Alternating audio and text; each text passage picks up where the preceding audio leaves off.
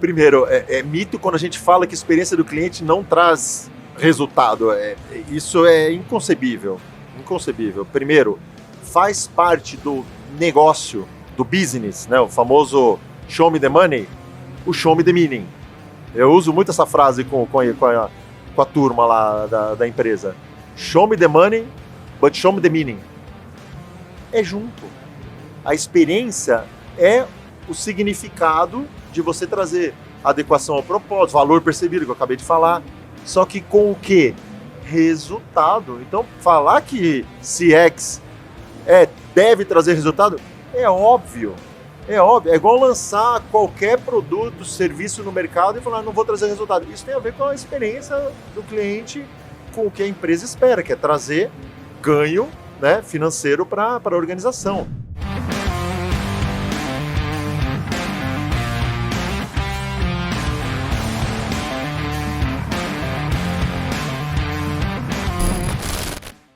Olá pessoal, eu sou o Davidson Vieira e minha expectativa para esse episódio é porque nós aprendamos muita coisa sobre experiência do cliente e inteligência artificial.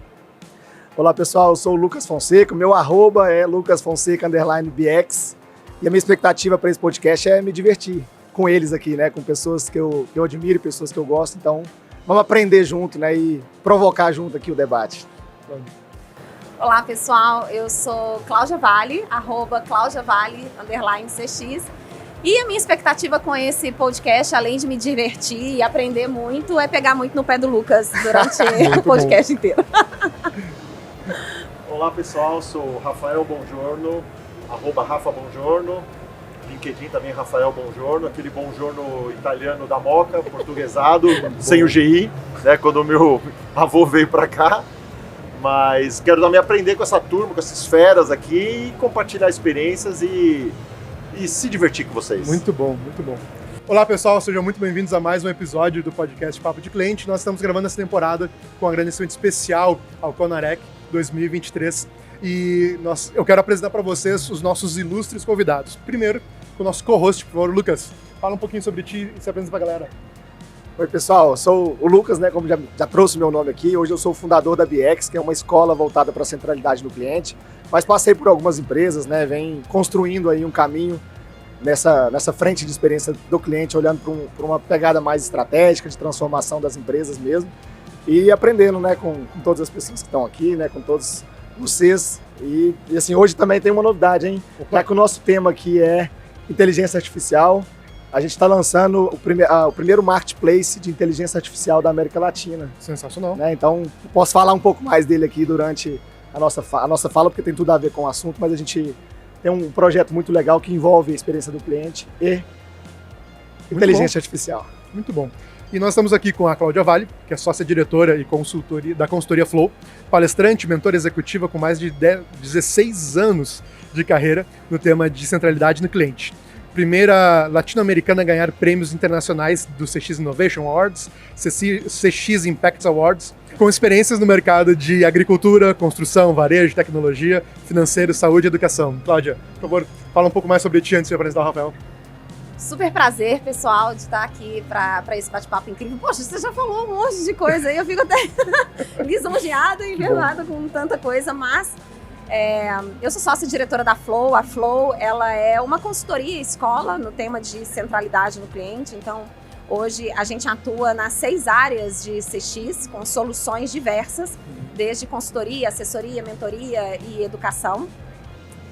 A gente está aí no mercado há mais ou menos uns quase 7 anos de consultoria e atuando em diferentes mercados, mas a gente é muito forte no mercado B2B, muito forte, assim, 90% dos nossos clientes, mesmo aqueles clientes que atuam na frente B2C, a gente atende esses clientes na parte B2B que eles têm da operação. Muito bom.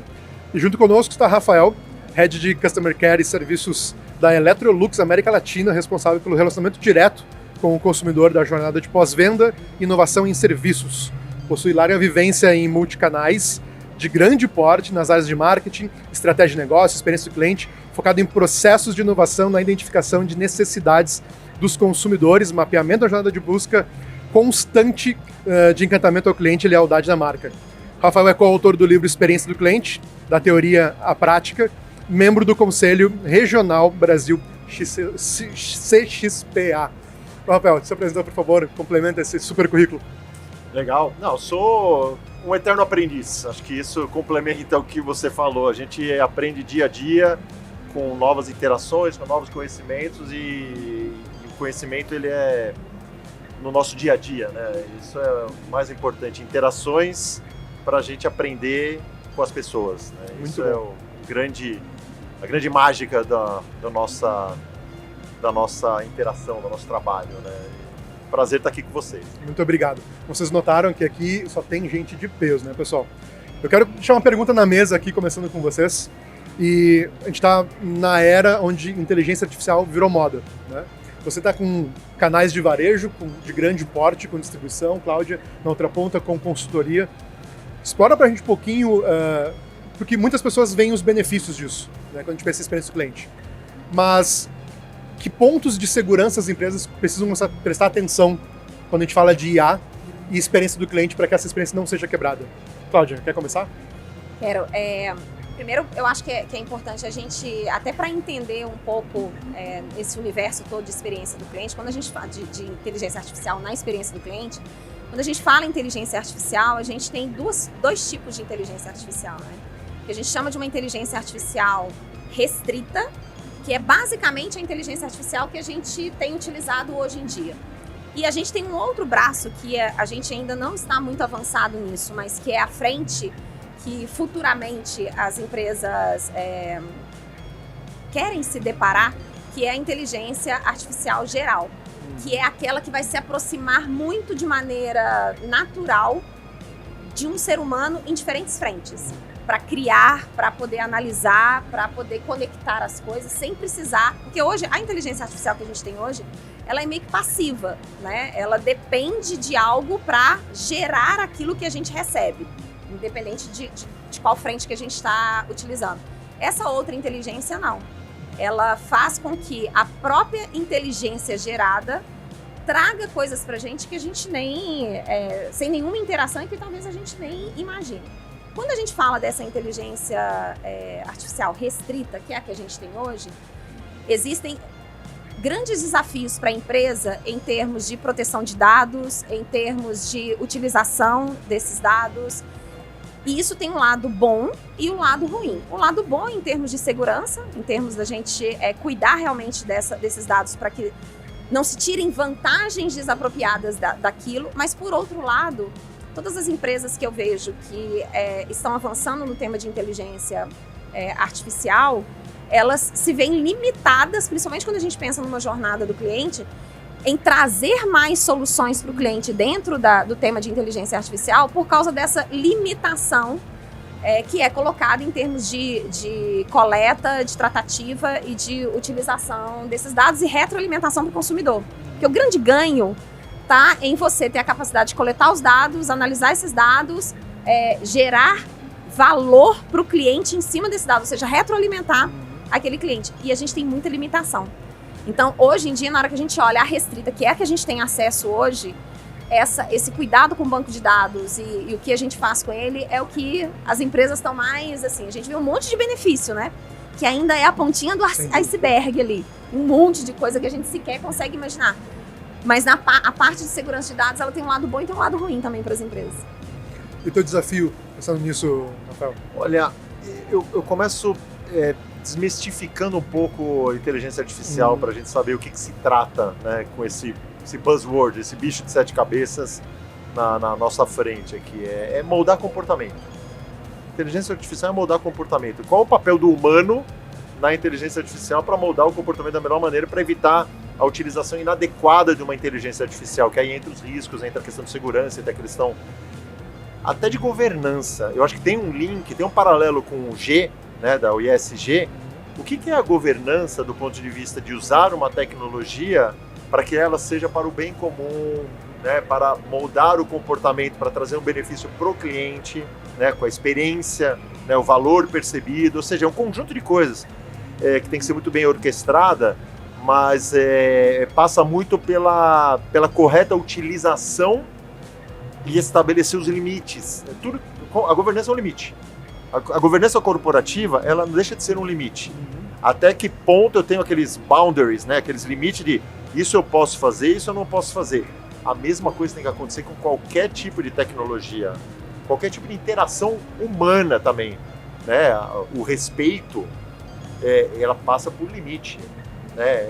A interação humana, ela passa por limite. Por que a inteligência artificial não vai passar por um limite? Com certeza. Né? Então a gente tem que ter essa consciência de que, ok, molda o comportamento, aonde que eu posso chegar, aonde que eu preciso estabelecer uma governança digital, digamos assim, para que a gente traga isso para o bem comum, valorizando o que? A experiência do cliente. Então, acho que são vários pontos que a gente está aprendendo, muita discussão por trás, a gente está constantemente, dia a dia, vendo erros e acertos, mas não foge disso, né? Criar uma governança digital para que a gente traga o melhor para a interação humana.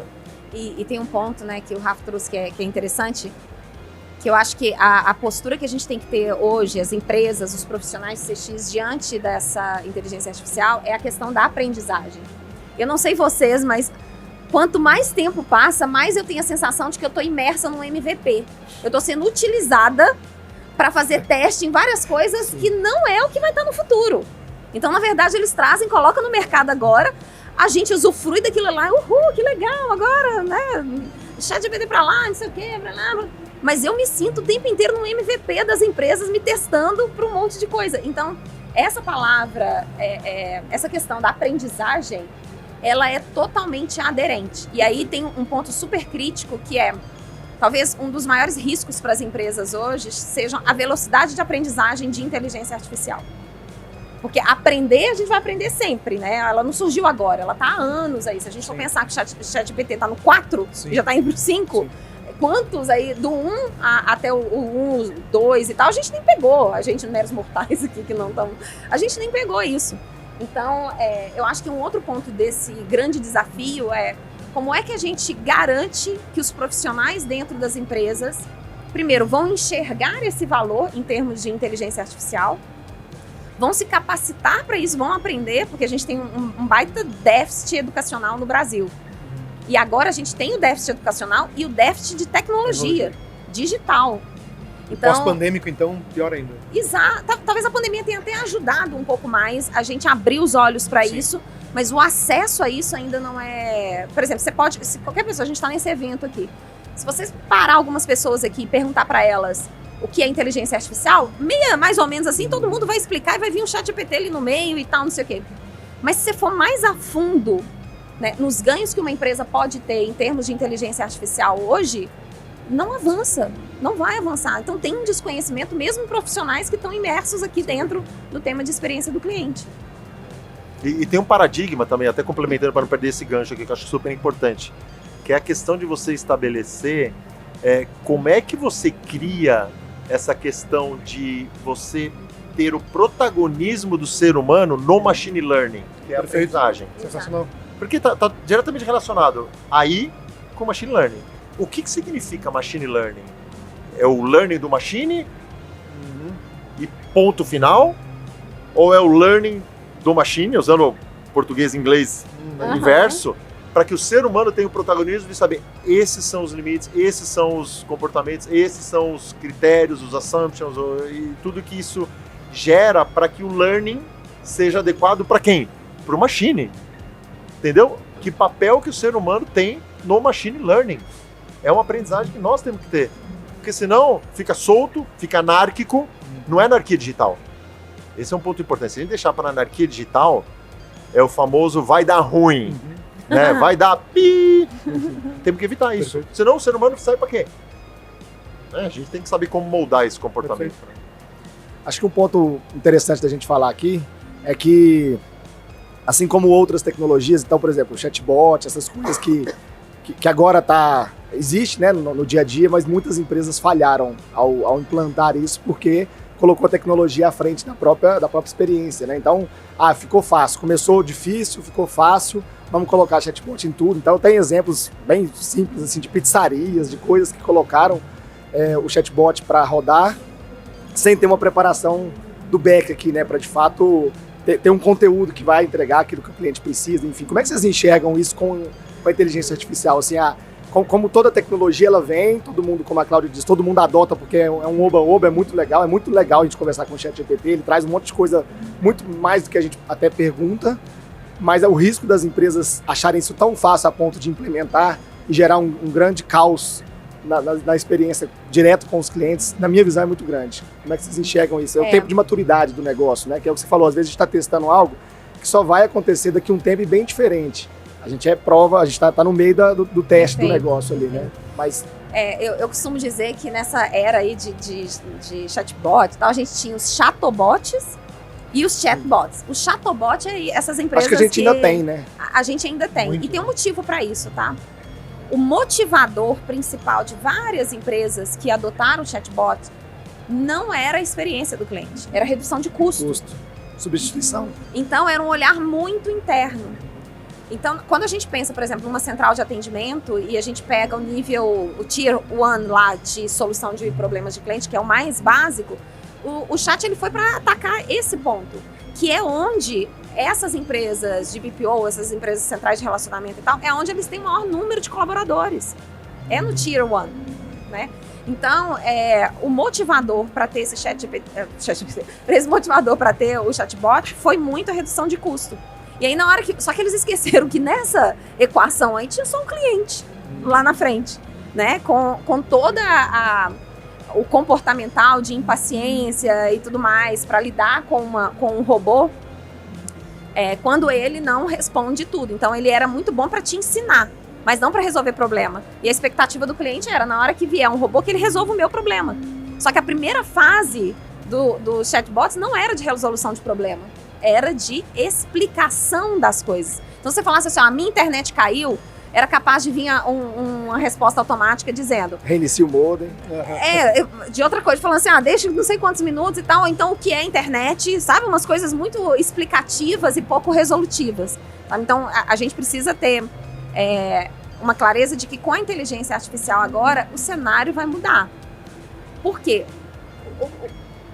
E, de novo, tem um lado bom e tem um lado ruim, né? O que a inteligência artificial faz? Por trás dela tem uma base de dados, né? Que aí junta com machine learning e tal, não sei o quê, mas tem uma base de dados.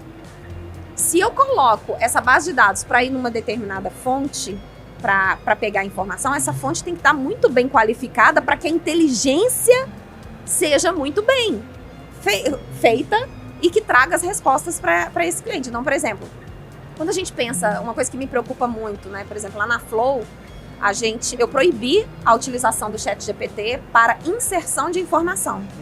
É proibido lá na Flow fazer isso. E por quê? Porque pensa comigo, se a inteligência artificial lá dentro do ChatGPT, ela vai numa base de dados, que é a internet, por exemplo, e ela pega informações, se eu insiro uma informação, eu estou contribuindo para aquela base de dados. Então, vamos supor que eu peguei voz de cliente para que o ChatGPT possa fazer uma análise para mim. Né? Aí eu pego um monte de verbatim de clientes de pesquisas que eu apliquei e lanço lá dentro do ChatGPT. Ele vai fazer análise, vai me entregar uma análise maravilhosa.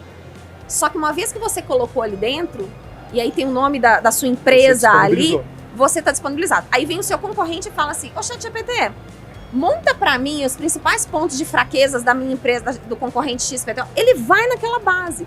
Então, eu sei que já tem hoje algumas frentes de utilização que são mais fechadas, né? Que você tem um ambiente mais controlável, mas que ainda não é tão barato de você manter para dentro de uma empresa. Então, tem várias coisas que conectam para a gente não cometer o erro do chatbot no uso da inteligência artificial agora. Então, o motivador de utilização é que vai direcionar o bom uso. A gente tem que acertar no motivador. Complementando aí, eu acho que é nível de maturidade. Qualquer tecnologia tem seu nível de maturidade. E nós estamos, acho que no nível... Não é nem 1.0, é 0.5, né, do nível de maturidade do machine learning, para depois a gente ir para 1.0, 2.0, 3.0 e assim por diante. Mas uma coisa que não pode fugir é a questão de centralidade no usuário. O famoso UX, User Experience. Se eu estou querendo trazer um exemplo que você falou da pizzaria, que use case que eu estou resolvendo? Pirâmide de experiência, que dor que eu estou resolvendo, que problema que eu estou resolvendo, que fricção que eu estou minimizando. É isso que tem que resolver. A gente está querendo já trazer algo extremamente 4.0, 3.0 e nem fez o 1.0, nem fez o básico. Então, utilizar a tecnologia, que é um meio, né? Todo mundo fala isso, a gente tem que sempre relembrar. A tecnologia tem que ser usada no melhor possível para a gente entregar um benefício para quem? Para o cliente. O que o cliente precisa? É isso aqui? O que ele precisa é o famoso use case. É o job to be done, né? Para falar outra palavra que a gente conhece muito bem de estratégias e de necessidades do cliente. Foca nisso. Qualquer coisa que fuja disso, a gente vai estar trazendo uma complexidade que vai fugir do controle.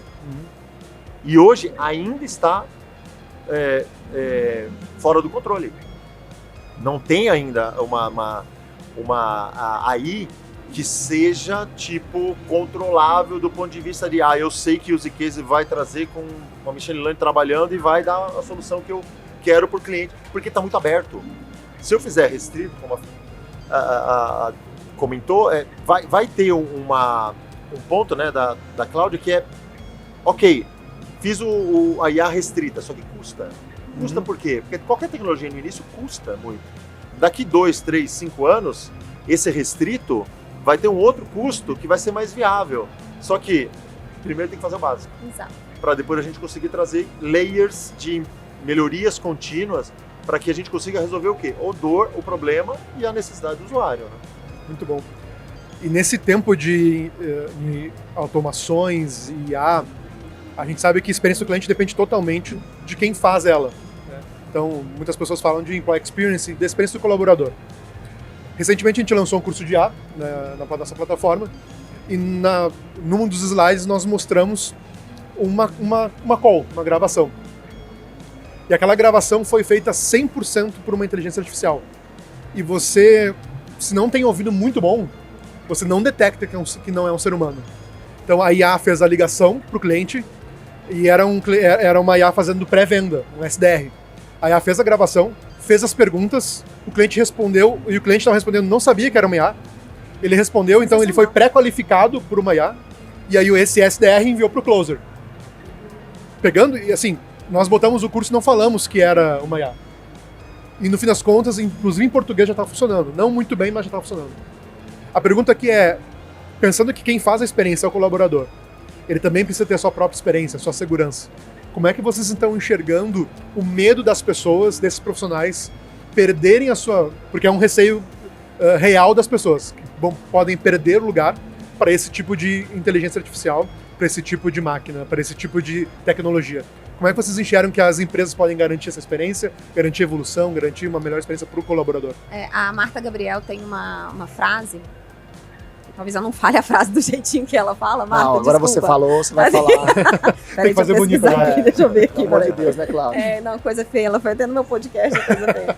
Mas ela fala que a inteligência artificial ou a tecnologia, ela vai substituir aquelas pessoas que se comportam como um robô nas suas posições. Muito interessante. Que não se atualizam e tudo mais. Porque se a gente parar para analisar, um mundo pode se fechar em termos profissionais, né, em termos de oportunidades e tudo aquilo que é muito repetitivo em termos de execução.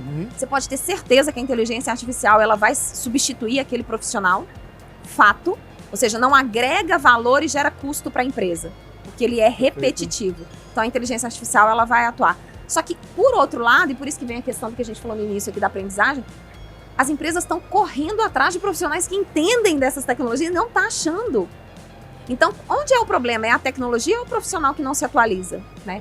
A gente já tem hoje tecnologias de inteligência artificial para treinar colaboradores, onde se cria todo o treinamento, toda a trilha de aprendizagem, todo o conteúdo da trilha, todos os vídeos de treinamento e todos os ambientes de experiência imersiva, tudo feito por inteligência artificial. Ou seja, coisa que hoje, se você for contratar empresas prestadoras de serviço que podem fazer aquilo ali, você vai gastar uma nota. Você pega 3 ou 4 tecnologias de IA, eles montam tudo para você. Só que a pessoa que vai utilizar e vai, né, juntar tudo isso, vai desenhar todo esse cenário, ela precisa entender disso. Então, não é a tecnologia que tira, é o profissional. É o próprio profissional. E hoje a gente está dizendo, para quem está assistindo a gente aqui, Não espere que a sua empresa, porque a gente ainda tem uma mentalidade, tem muitos colaboradores com uma mentalidade mais limitada, do tipo, a empresa quer trabalhar com inteligência artificial, então ela é que se vire para poder me ensinar e treinar. É um tiro no pé em termos profissionais. Por quê? Porque se você sai daquela empresa, talvez você não encontre onde trabalhar porque você não está atualizado.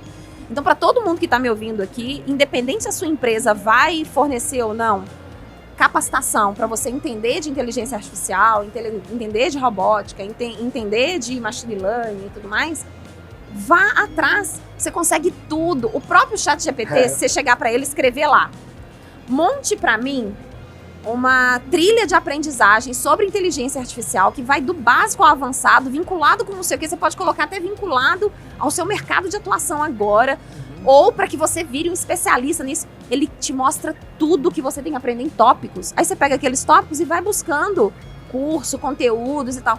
Gente, tá tudo aí. Tá tudo aí. Então essa questão desse colaborador estar preparado, tem um lado da empresa que sim, ela pode acelerar isso, mas tem um outro lado que é do perfil do profissional também. Olha, a Cláudia dá uma aula, viu? Eu admiro muito. Aprendo cada vez que eu tô junto com ela aqui. Ela falou um negócio muito importante, né? Que é o que é repetitivo, de repente você consegue separar. Mas uma coisa que você não consegue separar, que aí tem o ser humano, é a habilidade e a atitude, que faz parte da competência. Né? A competência é o conhecimento, a habilidade e a atitude. O conhecimento, ele está aberto para todo mundo. O machine learning é o conhecimento. Agora, habilidade e atitude, você tem que ter, e isso aí, né, é adepto do ser humano. Né, para você saber que papel que eu tenho, qual protagonismo que eu tenho para trabalhar o melhor conhecimento com a minha habilidade e a minha atitude, para que seja competência na minha atuação para usar. Isso é repetitivo? Beleza, consigo usar a tecnologia? Ótimo. Vai machine learning, vai aí, porque é tarefa repetitiva. Agora o que não é, e é muita coisa que não é, muita coisa, vai depender muito do profissional saber o que eu estou vendo à minha volta, que vai depender da minha habilidade, da minha atitude para fazer o meu papel como protagonismo, controlar essa situação e moldar o comportamento. É fundamental esse entendimento, porque senão você vai ficar sempre esperando, que é o exemplo que ela comentou, quem vai me explicar, quem vai me passar? Não, tem o protagonismo, a sua habilidade, a sua atitude de correr atrás. Aí você vai saber como o comportamento vai se moldar, né? Eu acho que tem 2 pontos para falar. Um primeiro que a Cláudia trouxe aqui sobre, voltando lá no chatbot, que o motivador era o custo, redução de custo. Eu tendo a acreditar que isso vai continuar, porque se a gente olhar para as corporações, cronicamente o lado financeiro ele é o mais importante para sustentar o negócio, para fazer o crescimento.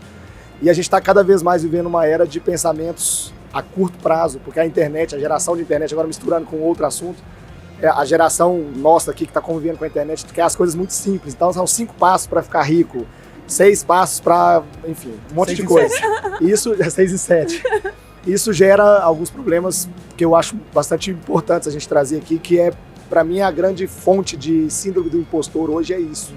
Que é uma pessoa que pega assim, 5 passos para construir um programa de experiência do cliente. Ela vai na segunda e não consegue, porque não é tão simples, ela tende a falar que a culpa não é dos 5 passos, a culpa é dela que não consegue fazer. Então ela começa a jogar a culpa em cima dela, em cima disso.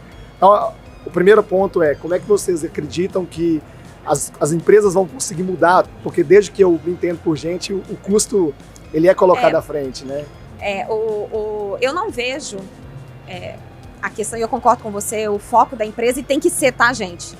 O foco da empresa tem que ser, no final das contas, colocar dinheiro no bolso. A gente tem que parar com esse negócio no Brasil de romantizar CX, de trazer o lado que a gente fala lá, o lado fluff de CX, do encantamento. Deixa eu contar uma coisa, se no final do dia a gente não colocar dinheiro dentro da empresa, ela não mantém aquelas experiências que ela colocou no mercado. Perfeito. Então, eu tenho uma frase que eu falo que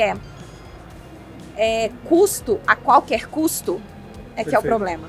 Então, as empresas podem continuar olhando o custo, mas não a qualquer custo. E qual é esse a qualquer custo? A experiência do cliente. Porque se você olha, putz, eu posso reduzir o meu custo aqui, mas vim com uma pergunta a mais. Qual é o impacto dessa redução do custo lá na frente? É isso que... E talvez você possa até administrar um impacto negativo no curto prazo, porque você sabe que no longo prazo aquilo tende a melhorar. Faz parte da análise de negócio, faz parte dessa análise, dessa operação que vai criar. O que não dá é a gente focar em custo, trava do custo e fica pagando incêndio lá de reclamação de cliente porque não conseguiu as coisas. Gente, isso é masoquismo, assim, corporativo, sabe? Quando você cria um negócio que te faz próprio mal, mas que você continua naquele ciclo ali. Então não é problema olhar o custo, mas custo a qualquer custo não é legal. Acho que esse é meu pensamento, porque o custo, óbvio, né, como você falou, tem que continuar, mas a gente precisa de protagonistas que façam essa pergunta. Qual é o impacto que isso vai gerar? E, historicamente, a gente tem visto muito pouco esse tipo de pergunta. Exato. Por causa do curto prazo. Então, a gente passou falamos do chatbot aqui, mas passamos a era... Eu acho que deve ter uns 8 anos que eu vejo tendências que fala do Omnichannel. Tem 8 anos que ele está lá, como uma tendência, né? Sim. E o quanto a gente realmente evoluiu nisso. Eu acho que várias empresas evoluíram, mas vai surgir novos temas em que o problema não é o tema principal, não é IA, não é o chatbot, é a raiz disso, né? Que é a maneira com que a gente lida com isso dentro das empresas. E acho que precisa de protagonistas que enfrentem aquilo que historicamente todo mundo vem trazendo, sabe? Assim, quem vai fazer essa pergunta? Quem vai ser a pessoa que vai falar, vamos ver o custo de maneira diferente, vamos ver o custo a longo prazo, vamos tentar. Então acho que essa é uma preocupação importante que eu tenho, né? Queria dividir com vocês também, se vocês têm, você já concordou, para que a gente não venha daqui a pouco gravar o próximo podcast sobre inteligência lunática e falando que nada aconteceu porque a gente continuou com a mesma abordagem. Né? Perfeito. Mas sabe uma coisa que não difere nessa questão do que é curto, médio ou longo prazo? O valor percebido. Não interessa se é curto prazo ou se é longo prazo. Está trazendo valor? É para amanhã? É curto prazo. Me traga o menor custo para isso. É para longo prazo? Está trazendo valor? Me traga também o menor custo para isso. O custo não pode ser a primeira coisa, tem que ser a consequência. Entendeu? O valor percebido tem que vir como primeira discussão para falar, ok, encaixa aqui o menor custo para trazer esse maior valor. É uma premissa, assim. É uma premissa, não pode ser isolado. Rafael, é o menor custo com o maior valor. É para curto prazo? É para longo prazo? Aí é outra pergunta. Às vezes a gente acha que o valor percebido é só para longo prazo. Mentira. Valor percebido pode ser coisa para amanhã. E o custo é a consequência que faz parte do business. Eu não vou trazer um valor percebido alto com custo alto, não vai fechar a conta. Vai trazer valor? Ótimo. Vai chegar uma hora e vai falar, putz, não deu certo. Por quê? Porque você não pensou no custo. Tem que pensar nas duas coisas. Perfeito. Aí o curto, médio e longo prazo, aí vai depender da estratégia de atuação. Perfeito. Enquanto tu prepara aquela pergunta polêmica para Cláudio, Rafael, experiência do cliente dá retorno, dá ROI de verdade? Ou isso é mito? Primeiro, é mito quando a gente fala que a experiência do cliente não traz resultado. Isso é inconcebível. Inconcebível. Primeiro, faz parte do negócio, do business, né? O famoso show me the money, o show me the meaning. Eu uso muito essa frase com a turma lá da empresa. Show me the money, but show me the meaning. É junto. A experiência é o significado de você trazer adequação ao propósito, valor percebido, que eu acabei de falar, só que com o quê? Resultado. Então, falar que CX deve trazer resultado é óbvio. É óbvio. É igual lançar qualquer produto, serviço no mercado e falar, não vou trazer resultado. Isso tem a ver com a experiência do cliente, com o que a empresa espera, que é trazer ganho, né, financeiro para a organização. Então, não tem a questão de mito, não tem a questão de vale a pena, não é. É intrínseco. É intrínseco. Isso para mim já tem que desmistificar já no ponto de partida. CX tem que trazer resultado? Mas é óbvio. É óbvio, como qualquer coisa que a gente for fazer, né, pensando no resultado, é baseado no melhor valor percebido. Como é que eu vou trazer resultado sem trazer valor? Aí eu vou ganhar a loteria, né? Aí é sorte, não é análise. Se você pega uma análise de tendência, de necessidade do cliente, de avaliação de dores, anseios, tudo que está intrínseco à experiência, certamente você vai falar, opa, isso aqui vai trazer valor. Esse valor vai trazer o quê? Resultado. Então uma é consequência da outra, né? Isso é fundamental a gente ter como nosso mantra. Não existe desconexão. Resultado com experiência. Posso só, eu sei que a pergunta era polêmica pro Rafa, mas eu posso só complementar, porque eu acho que tem, eu super assino embaixo, Rafa, e tem um outro ponto que eu acho que as empresas se equivocam um pouco, que é, o que é o retorno? Porque a gente tende a achar que o retorno é só financeiro, mas eu vou trazer uma análise uma análise que as empresas podem fazer, que ela vai perceber que investir em experiência do cliente traz alguns retornos que diminuem riscos para a empresa. Então, a gente sempre faz uma análise do quanto, e é fato que a gente tem que ver o quanto que a gente gera valor para o cliente. Mas o inverso também a gente precisa ver, o quanto um cliente é atrativo para o meu negócio. E aí, se eu cruzar a atratividade de um cliente com o nível de experiência que eu entrego para ele, se você tiver um cliente com alta atratividade para o seu negócio, que você está entregando uma péssima experiência, é melhor você investir em experiência, mesmo que não te traga R$1 a mais. Porque senão você vai perder aquilo. Então tem uma visão que é muito do tipo, eu vou investir para não perder ou eu vou investir para ganhar? São duas coisas totalmente diferentes e que, eu concordo com o Rafa, tem que andar junto com a experiência do cliente. Não há o que se falar um em outro, porque a gente quer continuar entregando boa experiência, então precisa botar dinheiro no bolso, não tem como. Só que tem uma análise anterior do que é esse retorno. É de defesa de um grupo de clientes? Eu vou blindar aquele cliente ali? Perfeito. Oh, excelente. Olha, um gancho nesse ponto. Muito se fala sobre a relação de CAC com LTV. Toda empresa fala isso, principalmente na nova economia. Eu quero ter o menor CAC para o maior LTV. Mas o que está no meio? Justamente isso que a Cláudia falou. Escolhas. A gente vai ter que saber qual vai ser aquele conjunto de clientes, as clusterizações, para chegar e falar, vale a pena investir nesse grupo de clientes que me trouxe um CAC que vai dar mais resultados no LTV, ou eu desisto dele e invisto em quem precisa? Senão a gente só fica pensando nas duas pontas e vai querer trazer mais dinheiro para daí fazer LTV forçadamente. A gente tem que saber fazer escolha, falar, isso aqui não vale a pena. Isso aqui está me dando trabalho. Isso aqui está me dando mais investimentos que o retorno não está vindo. Faça escolhas. Escolha aqueles clientes que vão te trazer maior retorno. Isso é muito difícil, porque às vezes a gente não quer largar o osso, né? Então esse é um ponto muito importante. Ou a gente acha que a empresa não pode largar, não pode escolher não ter um cliente, né? E na verdade pode. Perfeito. Já tem uma plaquinha aqui no fundo dizendo que a gente precisa encerrar, tá? Exatamente. Tô vendo só uma sombra aqui assim, ó. A Cláudia fala uma frase que me marcou Isso que é percepção. numa última palestra que eu participei junto com ela, né? Que é melhor um cliente consciente do que um cliente encantado. Acertei? Acertou. Aqui, ó. É muito melhor. Ela me ensinou isso. Eu uso isso no dia a dia. Muito bom. Se você percebe que aquele cliente não está sendo consciente com tudo que você está investindo, pare de investir, porque isso não está sendo investimento, está sendo despesa. Sem dúvida.